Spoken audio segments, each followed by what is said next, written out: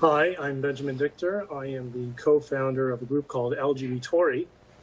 Several weeks ago, I received an email targeting Canada Christian College from a group called NCCM.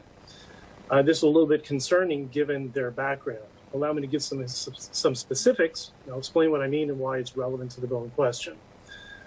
According to the CEO of NCCM, he posted on June 5th of this year, and I quote, "A bunch of awful people showed up in Ottawa to scream about the redemption of Christ." It appears Mustafa Farouk has an anti-Christian bias, referring to Christian preachers as awful people. But we'll get back to him in a second. Then there are the voices from the perceived leaders of the communities linked to NCCM and their views on the LGBT community.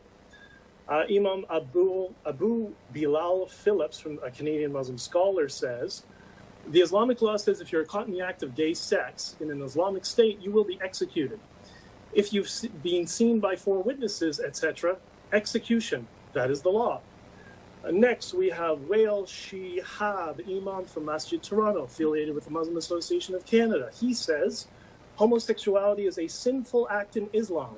We should not associate with them and should not take them as friends. In Islam, changing one's sex is not permissible if the person, male or female, has complete male or female sex organs.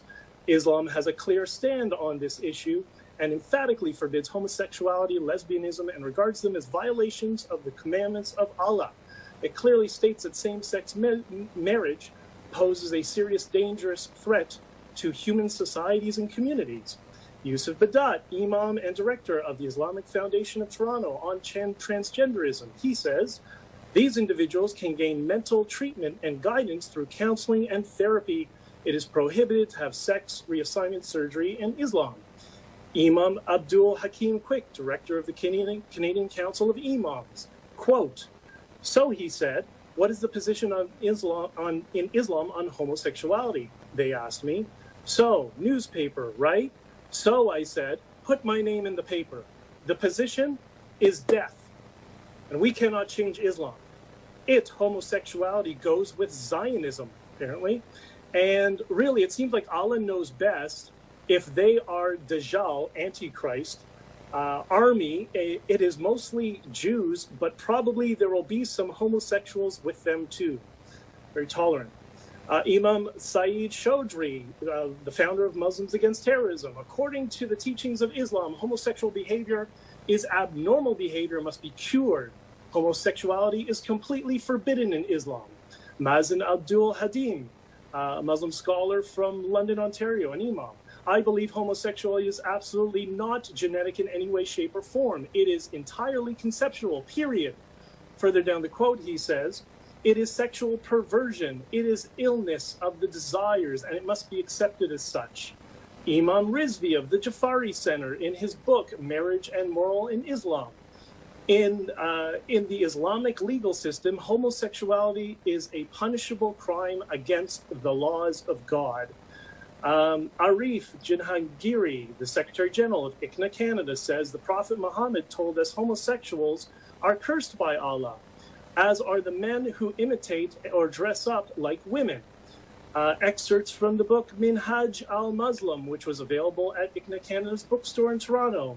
The had fixed punishment of homosexuality is stoning to death. These are quotes coming from groups and leaders aligned with NCCM and Mustafa Farouk. And this was just the tip of the iceberg. I could go on for hours with these quotes. If the government accepts Mustafa Farouk and NCCM's definition of bigotry as outlined in their statement, then Mustafa Farouk must equally apply that standard to himself and NCCM and their affiliated organizations and imams guilty of hateful rhetoric towards the LGBT community. The email I received that I started with, which was signed by Mustafa Farouk, states, quote, "McVitie also has reportedly stated Islam is not just a religion, it's a political and cultural system as well, and we know Christians and Jews and Hindus don't have the same mandate for hostile takeover. But what does Mustafa Farouk have to say about this?" He says in a Facebook post, quote, "In terms of civic disobedience, while definitely important, we have to look more closely at the civics. How are we Muslims going to recreate Cordoba, the Caliphate or Islamic State, in Edmonton, Toronto, Montreal, and any Canadian city. We have a massive task ahead of us, but I really believe it is one in which we can succeed, one in which we can erase these artificial, quote, nation-state identities and move together to pursue Jannah. Mustafa Farouk, the head of NCCM, in his own words, advocates for the gradual Islamization of Canada by erasing its national identity. This rhetoric has also been repeated by other prominent imams in the community, including Sheikh Abdul Hamid, the senior imam of Masjid Toronto. A couple of years ago, the LGBT community was shocked by the lack of action by higher-ups in the Toronto Police Services with regards to serial killer Bruce McArthur, who targeted the LGBT community.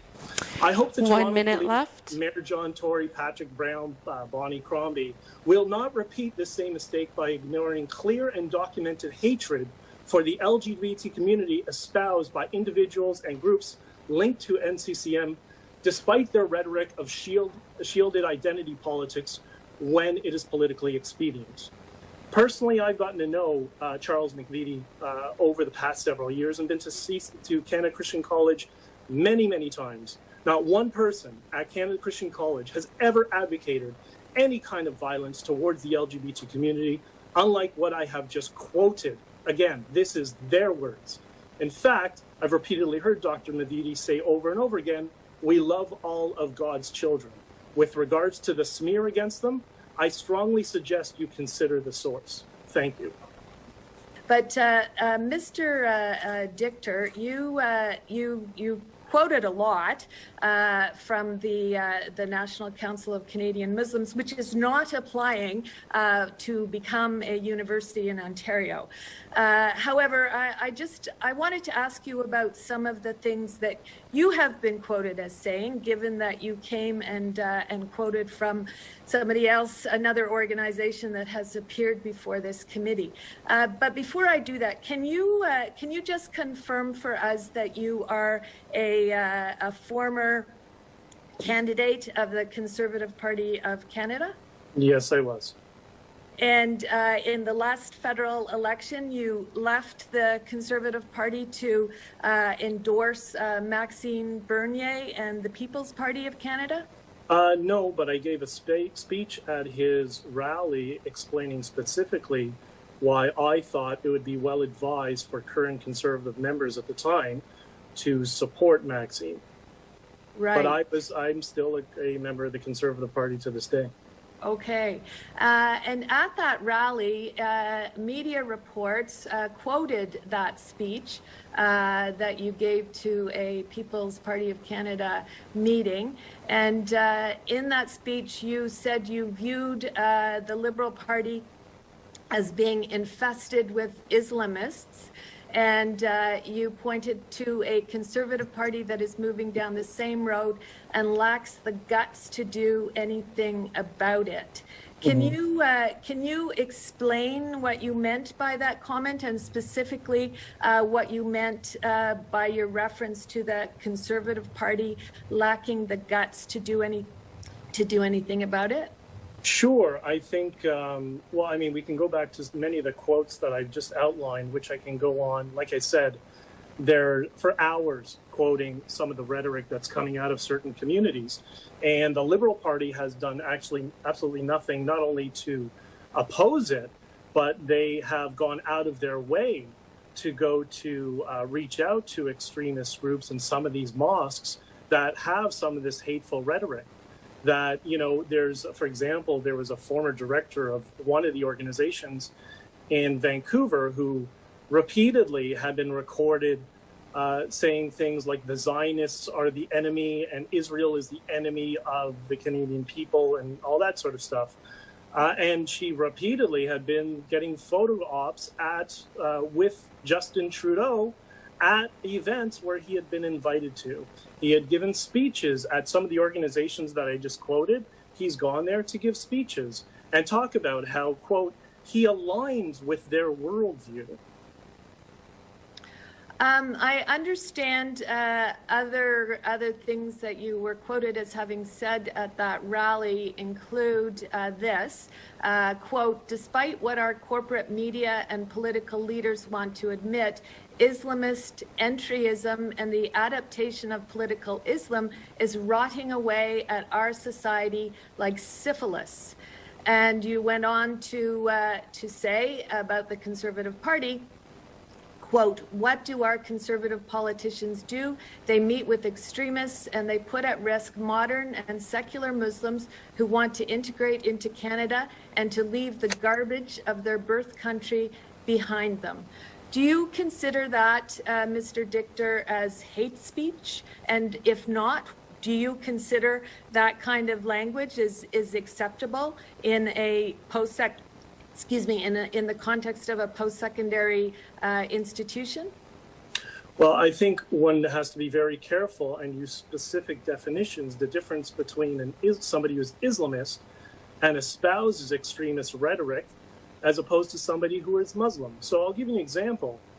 Several years ago, in 2018, if I'm not mistaken, many of my Muslim political refugee friends they came to the Pride Parade and they held a rally, and what they were doing is condemning the extremism from their birth countries, and that they support the LGBT community and acceptance. And they were attacked, and these are Muslims. They were called Islamophobe. This sort of thing goes on regularly within our society. And when I reference the problems with our political structure and our political class, for example, I quoted Imam Rizvi in here. And Imam Rizvi, in one of his many videos, explains how he aligns with the Ayatollahs of Iran. Now, this is the guy who York Regional Police goes to for consultation. So 1 minute left. Know why secular Muslims are silent and do not talk about the extremism, that's why. Because politicians are not distinguishing the difference between my friends, secular Muslims, who were persecuted and jailed and escaped to Canada. They don't distinguish between them and the Islamists. Instead, what our political class is doing is opening the doors for them.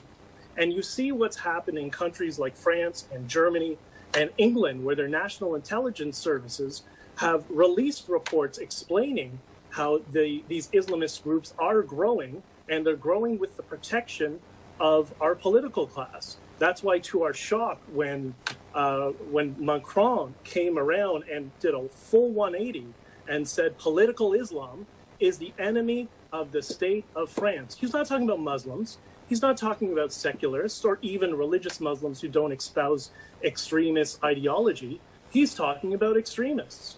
And that's what I'm talking about.